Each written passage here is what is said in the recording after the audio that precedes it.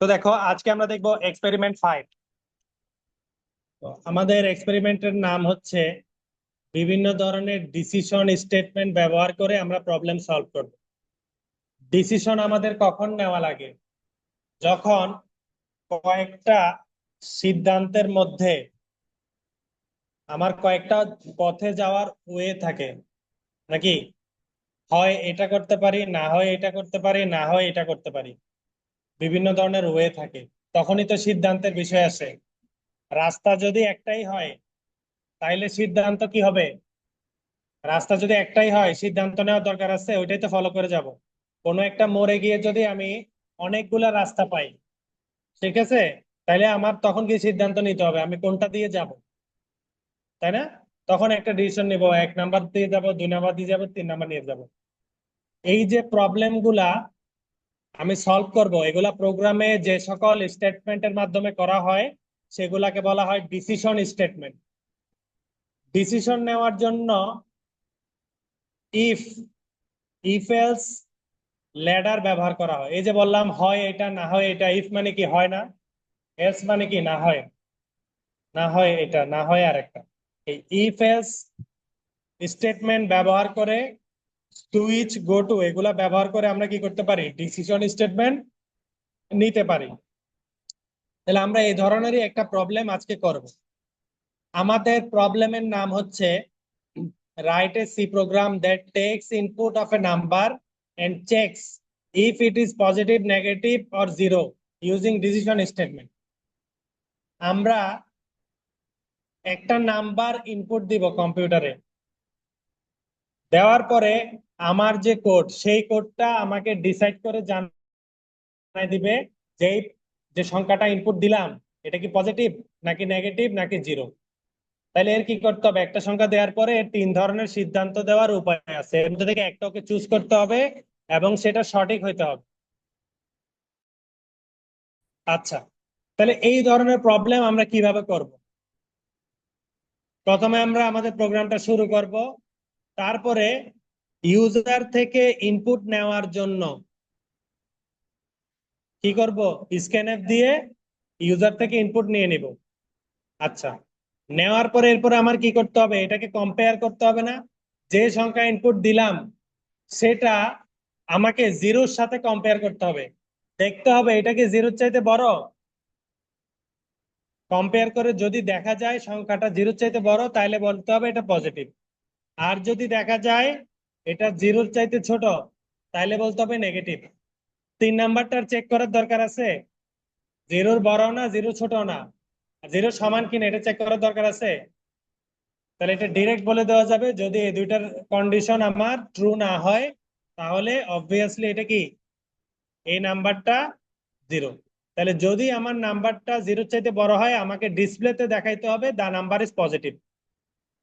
আর compare করে যদি দেখা যায় জিরোর চাইতে ছোট, তাহলে দেখাইতে হবে দা নাম্বার ইজ নেগেটিভ।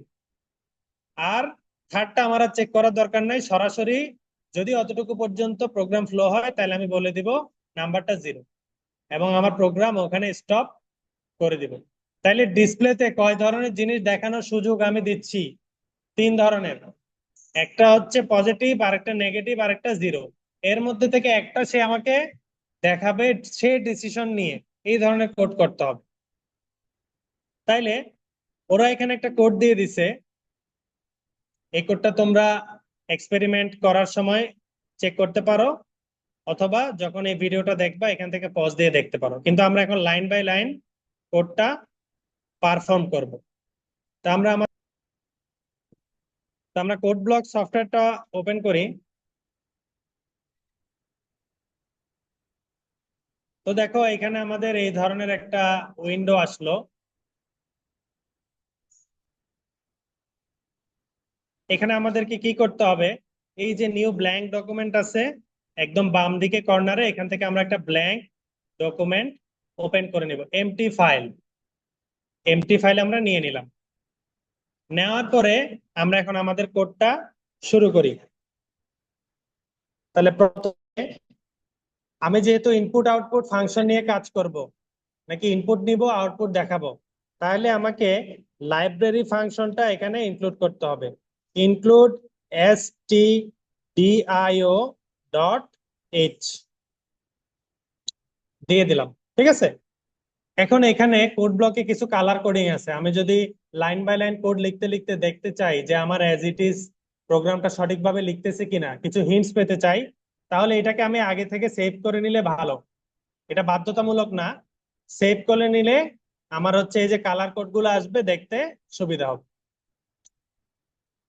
তারপরে আমি এখানে মেইন ফাংশনটা নিয়ে নিলাম। মেইনের ভিতরে আমি আমার কোড করব এই দুইটা সেকেন্ড ব্র্যাকেটের ভিতরে। তাহলে এই প্রোগ্রামটা যে ইউজার রান করবে তার জন্য ডিসপ্লেতে আমাকে কি দেখাইতে হবে? প্রথমে তাকে বলতে হবে না একটা সংখ্যা ইনপুট দেন ডিসপ্লেতে, এটা আমরা কি দিয়ে লিখবো? প্রিন্টএফ দিয়ে। প্রিন্টএফ দিয়ে আমি লিখলাম এন্টার এ এন ইন্টিজার দেই, একটা পূর্ণ সংখ্যা তাকে ইন্টিজার দিতে বলি।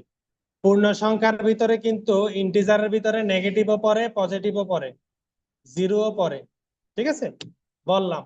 এখন সে আমাকে ডিসপ্লেতে ইনপুট দিবে না, সে যে ডিসপ্লেতে ইনপুট দিবে, কিবোর্ডে ইনপুট দিবে, সেটা আমি মেমরি পর্যন্ত নেওয়ার জন্য আমাকে কি করতে হবে? স্ক্যানএফ ফাংশনটা নিতে হবে।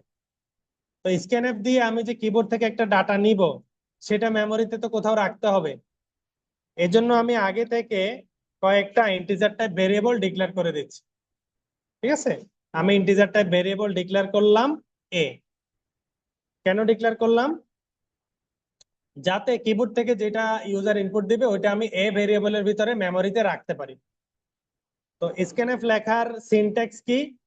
যেহেতু আমি ইন্টিজার টাইপ ভেরিয়েবল নিয়ে কাজ করতেছি, প্রথমে আমি পার্সেন্ট ডি দিব। ঠিক আছে, অথবা মডুলাস ডি দিব। এটা কয়বার দিব? যতটা ইনপুট নিব ততবার দিব।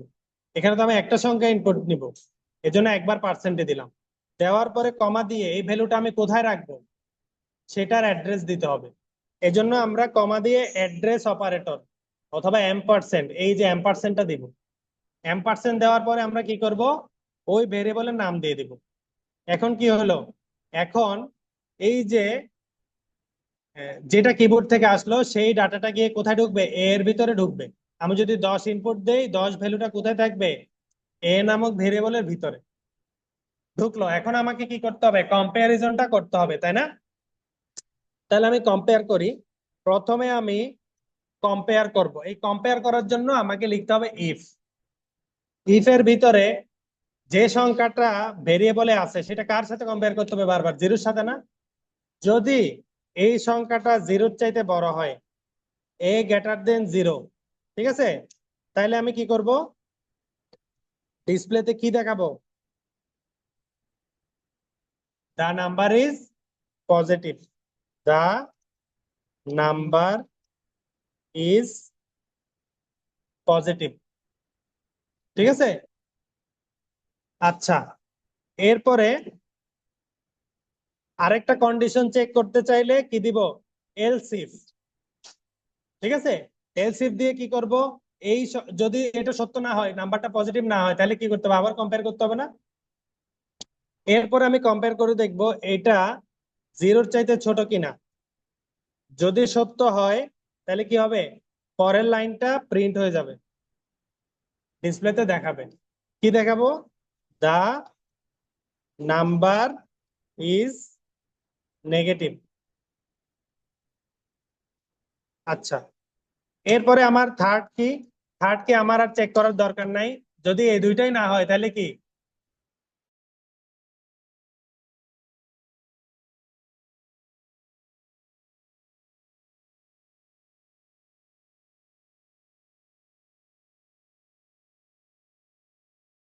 আর ইজ জিরো। ঠিক আছে, দিয়ে দিলাম। তাইলে আমাদের কোড এখান থেকে এতটুকুর ভিতরেই কমপ্লিট, তাই না? পুরা কোডটা আমরা একটু দেখি। include stdio dot H, if check করলাম, এলস ইফ চেক করলাম, এলস চেক করলাম। তাহলে এখানে ইফ এলস কিভাবে কাজ করে? যখন একটা এই যে এটা কয় নাম্বার লাইনে আছে? If 4 number line. যখন এই প্রোগ্রামটা 4 নাম্বার লাইনে রান করবে তখন সে কি করবে? 4 নাম্বার না সরি, এই 8 নাম্বার লাইন, তখন সে এ থেকে ডাটাটা নিয়ে আসবে যেটা তুমি ইনপুট দিছিলা। সাপোজ তুমি ইনপুট দিছো 20, 20 গ্রেটার দেন 0, এটা কি ট্রু নাকি ফলস? 20 গ্রেটার দেন 0, এটা হচ্ছে ট্রু। তাহলে এটা যদি ট্রু হয় তাইলে এই 9 নাম্বার লাইনটা কাজ করবে। না হলে কি হবে, যদি এটা ফলস হয় তাহলে 9 নাম্বার লাইনে কোডটা আর ঢুকবে না, কোড সরাসরি তখন 10-এ চলে আসবে, প্রোগ্রামের ফ্লোটা 10-এ চলে আসবে। 10-এ এসে 10 নাম্বার লাইন সে অপারেট করবে। যদি 10-এর রেজাল্ট ট্রু হয় তাহলে কি হবে, তাহলে সে 11 নাম্বার লাইনটা প্রিন্ট করে দিবে, আর এর পরে আর দেখবে না। তাহলে ইফ এলস, এই যে ladder, if else if if, এখানের মধ্যে কি হবে, যে কোনো একটার ভিতরের কাজটা হবে, সবগুলোর কাজ কিন্তু হবে না। যেটা সত্য হবে, যেই কম্পারিজনটা সত্য হবে তারপরের যে লাইন, অ্যাকচুয়ালি তারপরের লাইন না, অ্যাকচুয়ালি হচ্ছে তারপরের একটা সেকেন্ড ব্র্যাকেট পর্যন্ত সে অপারেট করবে। কিন্তু আমরা এখানে সেকেন্ড ব্র্যাকেট দিই নাই, কারণ কি, যদি একটাই মাত্র লাইন থাকে তাহলে সেকেন্ড ব্র্যাকেট দেওয়া লাগে না। এখন এখানে যদি মনে করো আমার আরো অনেক কিছু লেখা প্রয়োজন হইতো, তখন এই সেকেন্ড ব্র্যাকেট দেওয়া লাগতো। তখন কি হতো, যদি এতটুকু সত্য হয় তাহলে কি হবে, এতটুকু পুরা কাজটা রান হবে, ঠিক আছে। আর যদি একটা লাইনই থাকে তাহলে আর আলাদা করে কি এই সেকেন্ড ব্র্যাকেট আমার দেওয়া লাগে না। যদি এমন হয় আমি আরেকটা জিনিস প্রিন্ট করব এখানে, তাহলে কি আরেকটা সেকেন্ড ব্র্যাকেট দিতাম না, ঠিক আছে। যেহেতু একটাই লাইন, এই জন্য প্রত্যেকটা আলাদা আলাদা সেকেন্ড ব্র্যাকেট আর দিই নাই। আচ্ছা, তাহলে এলসিফ ল্যাডারের কাজটা আমরা বুঝলাম, একটা কোড করলাম, এখন আমরা এটা বিল্ড করে দেখি। বিল্ড করলাম, কোনো প্রবলেম নাই, যে এটার ইয়া হয়ে গেছে।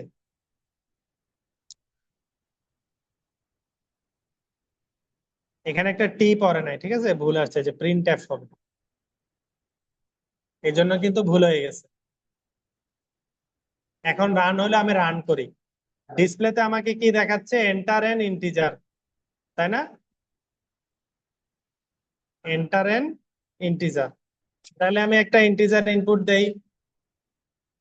আমি সাপোজ ইনপুট দিলাম মনে করো -3, তাহলে কি হলো, সে আমাকে দেখালো দা নাম্বার ইজ নেগেটিভ। সে কিভাবে দেখাইলো, প্রথমে ডিসপ্লেতে কি কি দেখাইছে, এন্টার এন ইন্টিজার, এটা কেন দেখাইছে, আমি প্রথমেই ডিসপ্লেতে এটা দেখাইতে বলছি, এই জন্য দেখাইছে, তাই না। আর এই লাইনগুলা কি আমাকে দেখাইছে, স্ক্যানএফ এগুলা দেখাইছে, এগুলা কিন্তু ভিতরে কাজ হয়েছে। এরপরে আমি যে কিবোর্ড থেকে ইনপুটটা দিলাম -3, এই -3টা মেমোরি পর্যন্ত নিয়ে গেছে কে, স্ক্যানএফ। এটা কিন্তু ডিসপ্লেতে দেখায় নাই, এবং এটা দেখানো আমি চাইও না দেখা। নিয়ে গেল, নেওয়ার পরে সে কম্পেয়ার করছে, 8 নাম্বার লাইনে ঢুকছে। 8 নাম্বার লাইন কি সত্য, এর ভিতরে আছে -3, -3 কি 0 চাইতে বড় না, তাহলে ফলস। তাহলে কি এটা ডিসপ্লেতে দেখাইছে, 9 নাম্বার লাইনটা প্রিন্ট করছে, দা নাম্বার ইজ পজিটিভ, এটা তো দেখায় নাই। তারপরে প্রোগ্রাম কোথায় চলে গেছে, 10-এ চলে গেছে, ভিতরে কাজ করছে, কিন্তু এগুলো আমাকে দেখায় নাই, কাজ কিন্তু করছে। এরপর সে 10 নাম্বার লাইন চেক করে দেখছে এটা ট্রু, তাহলে সে কি করছে, 11 নাম্বার লাইন থেকে সে অপারেশন শুরু করছে, এবং 11-র কাজ যখন শেষ, সে কিন্তু আর 12-তে যায় নাই, 12-তে আবার গেছে। তার মানে একটা ইফ এলস ল্যাডারের মধ্যে শুধু একটা মাত্র কন্ডিশনই সত্য হবে, আর সেটা কি করবে, কাজ করবে, ঠিক আছে। তো এটাই হচ্ছে আমাদের আজকের এক্সপেরিমেন্ট। এখন এটা তোমরা সবাই প্র্যাকটিস